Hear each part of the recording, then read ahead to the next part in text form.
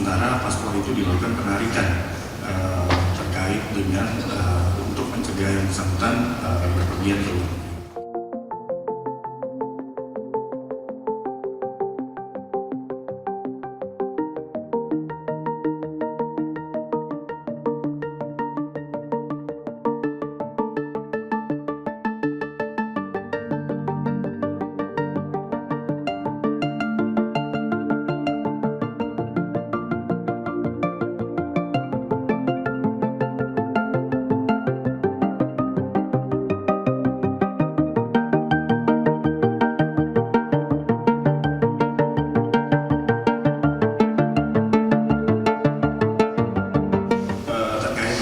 Yang seperti dialami oleh Pak Freddy Bahuri, jadi kami melakukan penarikan terhadap paspor yang bersangkutan, dan apabila divonis setelah melakukan proses persidangan dan divonis bebas dan lain-lain, paspornya akan dikembalikan kepada yang bersangkutan. Jadi untuk sementara paspor itu dilakukan penarikan terkait dengan untuk mencegah yang bersangkutan berpergian ke luar negeri.